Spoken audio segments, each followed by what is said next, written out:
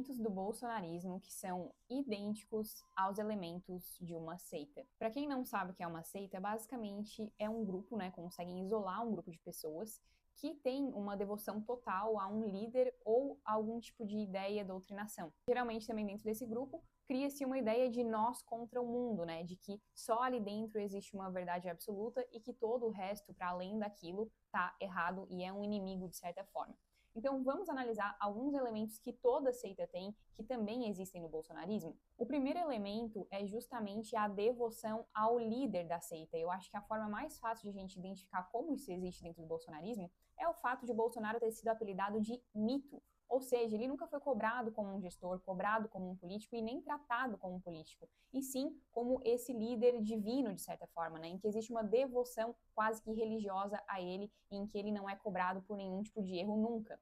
Ou seja, o Bolsonaro ele é venerado como um símbolo e não tratado como a figura política que ele é. É só a gente ver que para situações totalmente racionais, como quando ele promoveu a cloroquina, ele questionou a veracidade das vacinas, ele debochou de todos durante o Covid, as pessoas para essas situações que deveriam ser racionais tinham sempre uma resposta emocional, de tratar ele como, ele fala a verdade, ele não tem barreiras para falar a verdade, é gente como a gente, etc. Nunca importa o que ele faz, e sim o que ele continua representando para algumas pessoas, ao ponto de que toda a criticidade é jogada fora. E essa suspensão do pensamento crítico, né, de todas as formas, em nome de uma fé, seja uma fé em uma pessoa ou em uma causa, é um dos principais pontos que caracteriza qualquer tipo de seita. Segundo ponto é a criação de um inimigo absoluto.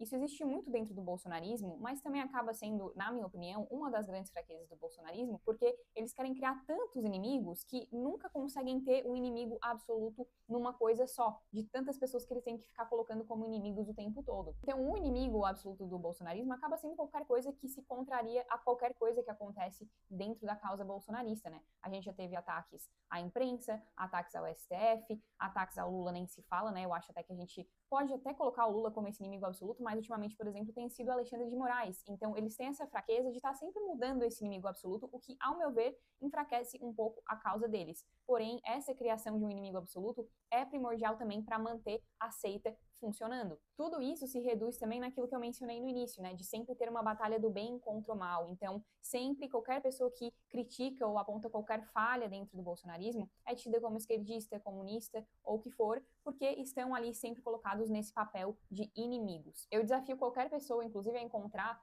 um vídeo de um bolsonarista ou da própria família Bolsonaro, né, falando de algum problema, né, que eles consideram um problema, sem citar esses supostos inimigos de forma totalmente fora de contexto o tempo todo. Então, às vezes falando de Venezuela, de comunismo, em assuntos que nada tem a ver. Terceiro ponto é o isolamento da realidade, que é também um dos pontos mais fortes de qualquer seita. Pegar ali os integrantes dessa seita, isolar eles de qualquer outro tipo de fonte de informação, além de tratar todas essas outras fontes de informação como sempre sem credibilidade. A única fonte com credibilidade sempre é a própria seita. Não existe esse isolamento, a gente consegue ver muito obviamente com os grupos de Zap, né? Hoje a gente isola muito, mas é uma forma de isolar esses integrantes da seita e de fazer eles acreditarem que ali é o único local seguro, o único lugar onde existe verdade. Nada que não venha ali de dentro da própria seita é verdade. É nesses grupos isolados que vai se construindo essa narrativa paralela, onde sempre a única possibilidade de salvação é continuar acreditando em quem lidera essa seita. Isso já nos leva ao quarto ponto, que é a criação de uma linguagem própria.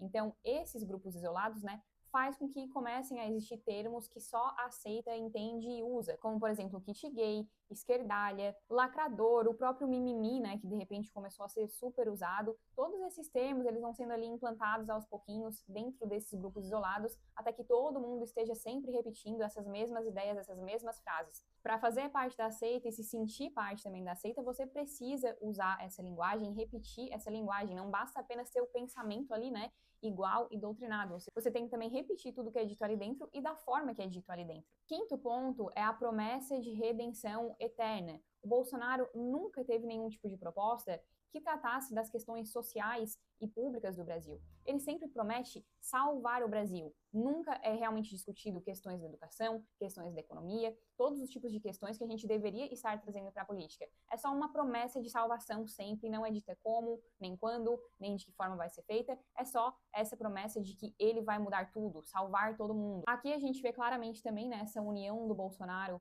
com a questão religiosa, né, principalmente dentro das igrejas evangélicas, muitos líderes falando que se Bolsonaro não fosse eleito, todo mundo ia para o inferno, e coisas do tipo, que cria esse desespero dentro das pessoas, esse medo dentro dessas pessoas, e vai aos pouquinhos gerando o caos para que essas pessoas comecem a ser devotas dessa seita e não acreditem em nenhuma salvação que não vem ali de dentro. Sempre esse discurso de forças do mal contra as forças do bem, e a gente viu em diversas ocasiões, né, Bolsonaro sendo ungido, benzido, o que fosse, simplesmente para ser construída essa figura sempre messiânica em torno dele. E o último ponto é justamente a perseguição a todos aqueles que saem de dentro da seita. Se vocês forem falar com qualquer pessoa, né, que saiu de uma seita, tem inclusive vários relatos no próprio TikTok, essas pessoas depois são ridicularizadas por todos aqueles que lideram a seita. A gente está vendo isso acontecer, inclusive, com políticos de direita, que tentam controlar um pouco do caos gerado pelo Bolsonaro e que acabam sendo criticados pela própria família Bolsonaro, porque qualquer opção que fuja ali do líder da seita,